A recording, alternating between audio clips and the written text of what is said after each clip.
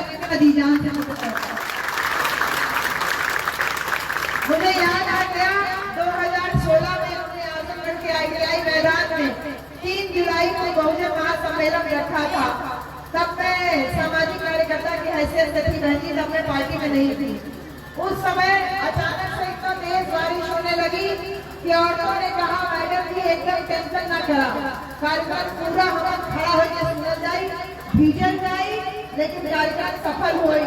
तो मुझे याद आ गई ITI मैदान की, जहां औरतों ने कहा कि मैडम यही बारिश के महीना में हमारे ऊपर बारिश नीचे पैर घुटना तक पानी में बुड़ के जो है निहुर के धान के रोपाई करिला तो बरखा बादल हमारा का बिगाड़ पाई।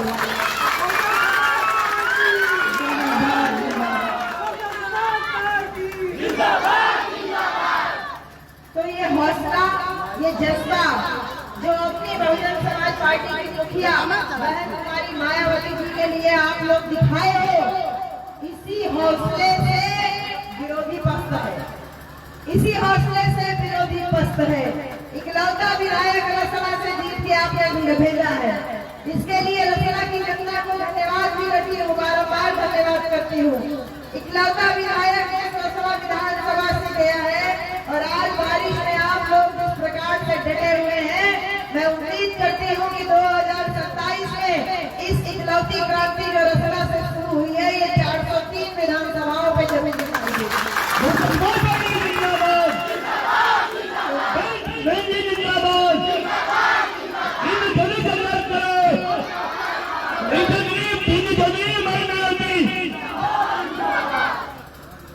मेरे साथियों, मेरी प्यारी बहनों, आज ये जो कार्यक्रम ग्रुप हो रहा है, चाहे बारिश पड़े, चाहे धूप हो गई, चाहे कड़ी ठंडी पड़े, ओला पड़े, पाला पड़े, लेकिन हमन डिगे वाला जो ना है कि जो हौसला हम बनाए के रखल दे रहे कि हौसला बनावे में हमार साहेब कांसीराम, हमार बहन मायावती जी बहुत संघर्ष है, बहुत संघर्ष है।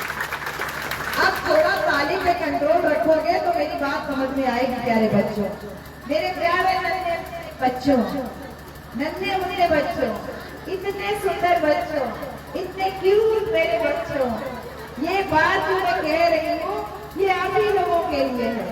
आपकी उम्र होगी 6 साल, 7 साल, 8 साल, 10 साल, आने वाले 8 से 10 साल में आप लोग भी भुगतने लायक बनोगे।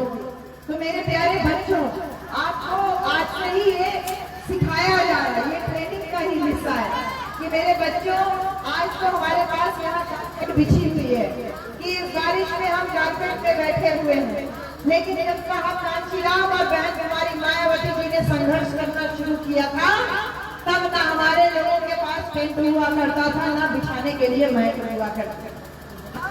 कीचड़ में, बारिश में, आंधी में, तूफान में ऐसे डट के आपन साड़ी मुन्ना ऐसे कितना तक पकड़ के खड़ा रह के साहेब कांसीराम के भाषण सुनल गया, बहन जी के बतिया सुनल गया, इहो देखल गया कि हमारे बहन जी कितना संघर्ष कर रही है। उस दौर में संघर्ष किया बहन मायावती जी ने, जिस दौर में सांझ ढलने से पहले लड़की घर के भीतर हो जाती। आज से 45 साल पहले, 46 साल पहले आपकी और हमारी बहन मायावती जी अपना घर छोड़ा था। प्यारे बच्चों, ये एक साधारण पोस्ट मास्टर की लड़की थी हमारी बहन जी, बेटा एक साधारण पोस्ट ऑफिस में काम करने वाले कर्मचारी की बेटी थी हमारी बहन जी। उस जमाने में कोई कर्मचारी भी होता था तो भी बड़ी बात होती थी। तो ऐसे में एक साधारण कर्मचारी की बेटी से मानकी बहन कुमारी मायावती, आयरन लेडी बहन कुमारी मायावती बनने का सफर हमारी बहन ही रहा। देखिए बहन जी, बेटियां पहले तो पैदा ही नहीं होने को पाती, उनको पेट में ही मार दिया जाता। पता लड़की है तो खुशी नहीं मनाई जाती कि लड़की होने वाली है। पैदा हो जाए तो न गीत गाया जाता है, न सोहर गाया जाता है। लेकिन किसे में वो लड़की जब पैदा हो जाती तो अपना हौसला, हिम्मत, जज्बात बना करके रखे तो बहन मायावती भी, और वही हौसला, हिम्मत, जज्बात हमारी बहन जी ने भी बना के रखा। क्या आप सोचती है बहन जी, आज के दौर में एक औरत या महाप्रधान हो तो पीछे से प्रधान के लोग चलाते हैं, प्रधानी उसके घर के लोग चलाते हैं। लेकिन जब मेरी बहन मायावती जी पहली मुख्यमंत्री बनी तो उन्होंने ऐलान किया आज से सत्ता एक दलित की बेटी के हाथ में है, आज से सत्ता एक दलित की बेटी चलाएगी, कोई कठपुतली नहीं चलाएगी। यानी हमारी बहन जी ने हौसला अपना भी बना के रखा और समाज का भी बना के रखा जब उन्होंने ऐलान किया कि 5000 साल से जो लोग सर झुका के चलते थे आज वो अपना सर उठा करके चले, उनको भी अपना हक अधिकार मिले। मेरे प्यारे बच्चों 1977-78 यानी आज से 45, 46, 47 ईयर्स पहले हमारी बहन मायावती जी ने अपना घर छोड़ दिया। तुम्हारे घर की बेटियां विदा होती है तो रोते हो, जबकि पता है कि शादी के बाद अपनी बहन से अपनी बेटी से 1 हफ्ता 10 दिन बाद मान सकते हो, फिर भी आंसू बहाते हैं कि बेटी विदा हो रही है। हमारी बहन जी ने जब अपने पिता के घर से विदाई ली तो उनके लिए कोई रोया नहीं। जब उन्होंने अपने पिता के घर से विदाई ली तो उनके लिए उनके ससुराल का घर बना हुआ नहीं मिला था, ना उनके लिए कोई ससुराल थी, ना उनके लिए कोई पति था, ना उनके लिए कोई साथबाज था। हमारी बहन मायावती जी की जब उनके घर से विदाई हुई तो उनके पिताजी ने उनका घर का दरवाजा हमेशा के लिए बंद कर दिया। उनके पिताजी ने बहन जी को बोला था अगर तुमने आज घर के बाहर कदम निकाला तो ये घर का दरवाजा तुम्हारे लिए हमेशा बंद हो जाए। हमारी बहन जी को उनके पिताजी ने धिक्कारा था, चेतावनी दिया था कि अगर तुमने घर के बाहर कदम रखा तो आज से इस घर के दरवाजे तुम्हारे लिए बंद हो जाएंगे। आपकी बेटी के लिए आप रोते हो, लेकिन हमारी बहन मायावती जी के लिए चेतावनी दी थी पिता ने कि दोबारा घर लौट के ना उन्होंने घर छोड़ा। आपकी बेटी के लिए ससुराल में पति होता है, सास ससुर होता है, नाच बात रिश्तेदार थाली लेके माला लेके इंतजार करते हैं आरती उतारने के लिए। हमारी बहन जी ने जब घर छोड़ा तो ये पता नहीं था कि मेरी बहन जी वापस लौट के अपने घर आ पाएंगी, नहीं आ पाएंगी। उनके पास कोई पक्का मकान नहीं था, कोई बना हुआ बैंक बैलेंस नहीं था, बना हुआ कोई मकान नहीं था, कोई साज में सजा सजा के नहीं रखा था।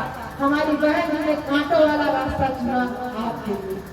हमारी बहन जी ने माथे सिंदूर नहीं लगाया, रंग बिरंगा सुंदर सुंदर कपड़ा नहीं पहना, टिकुली नहीं लगाई, नहीं पहना, चूड़ी नहीं पहनी। बच्चों शादी न करने का फैसला किया बहन मायावती जी ने।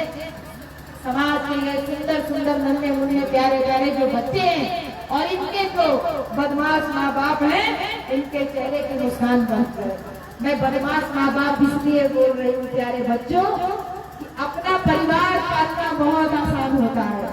अपने परिवार को जन्म दिया है, पालना बहुत आसान होता है, लेकिन परिवार के साथ साथ समाज के प्रति जिम्मेदारी रखनी जरूरी होता है। तो आप बहन मायावती जी की सरकार में आएगी, 18.5 लाख से ज्यादा नौकरी मिली, चाहे सरकारी कर्मचारी हो, चाहे पुलिस हो, चाहे टीचर हो, चाहे डॉक्टर हो, चाहे माली हो, चाहे चपरासी हो, आंगनबाड़ी हो, रसोईया हो, आशा बहू हो, तमाम नौकरियां बहन जी की सरकार में पाए हुए लोगों की जिम्मेदारी थी कि वो बहन जी की शासन सत्ता का स्थान करके ये 18 लाख लोगों को बहन जी ने नौकरी दिया अपनी शासन सत्ता में। लेकिन मेरे प्यारे बच्चों हमारे माँ बाप बहुत बदमाश निकले। कैसे बदमाश निकले कि उनको नौकरी मिली बहन जी की सरकार में, लेकिन नौकरी पाए वहाँ, लेकिन खाए यहाँ का बजा रहे हैं दूसरी जगह। मेरे परिवार को पेंशन मिल जाए इसके लिए दूसरे के चौखट पे जा करके उसको वोट करने के लिए तैयार होते हैं। बच्चों जिसका एहसान लेते हैं उसी का बखान करना चाहिए ना। इसका एहसान जिसकी बदौलत सम्मान मिलता है उसी का बखान करना चाहिए ना। जिसकी बदौलत फ्री में पढ़ने को मिले का बखान करना चाहिए ना। जिसकी बदौलत आपके पिता को नौकरी मिले उसका बखान करना चाहिए ना। जिसकी बदौलत चाहे अफसर हो चाहे थानेदार हो तब से एसआई का बखान होना चाहिए ना। आज अपने आपके डॉक्टर लगा दिया जाता। आज अस्पताल में डॉक्टर 20 रुपया का पर्चा करता है अस्पताल में, जिसके शासनकाल में फ्री में अस्पताल में इलाज होता हो उसका बखान होना चाहिए ना। लेकिन आपके माँ बाप गलत निकल गए।